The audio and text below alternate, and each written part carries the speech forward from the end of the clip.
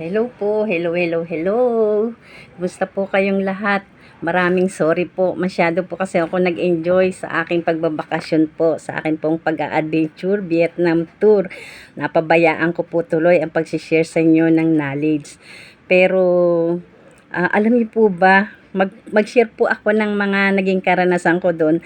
Alam niyo po ba, para po sa lahat ng mga indigent people, ina-advise ko po sa inyo na mag-aral po kayo, mag-working student po kayo. Kasi ako nga po kahit po may anak at may apo na, nag-working student po ako. Kaya nga lang po, tumutok po ako sa massage. Sa massage, reflex, shiatsu, Swedish, sports massage. Yan po, no? Tapos nga po yung reflex, saka po acupressure. Masarap pala po yung nag-aaral. Kaya nga lang po, kinulang po ako kasi hindi ko po pinag-aralan yung magsalita ng English. Kaya advice ko po sa lahat ng mahihirap, mangarap po kayo dahil napakahirap po ng hindi ka po marunong magsalita ng English. Katangahan man pong sabihin, ano, kasi po alam niyo naman po si totoo ko.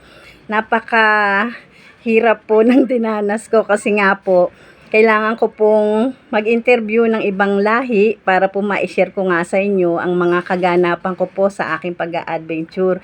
Tapos po, kulang naman po ako sa kaalaman. Kulang po ako sa pag-i-English. Sa bagay nga po, hindi naman po ako doon nakatutok dahil ang mahalaga po sa akin ay ang may ma-share lang po ako sa inyo. Yung maigala ko po kayo para po maramdaman nyo po at maranasan kung ano man po ang aking mararating at mararanasan ay isi-share ko po sa inyo. Yun na nga po. Alam niyo po ba, doon po sa Vietnam, nakakatuwa. Biruin niyo po doon, luxurious lifestyle po yung dinanas ko. Tapos pag uwi ko po dito sa Pilipinas, bagsak. Pero okay lang po. Hindi po ako sumusuko dahil alam ko pong malapit na po ako sa success. Dahil gusto ko pong patunayan sa aking sarili na ako po ay ang larawan ng isang rag to riches. Kaya nagsisikap po ako na may marating.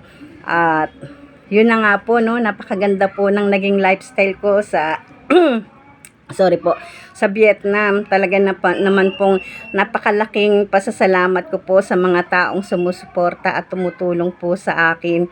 At yun na nga po, ikakat ko na po dito, no, para po makapag-share po ulit ako sa inyo ng knowledge po natin na nagmumula po sa libro.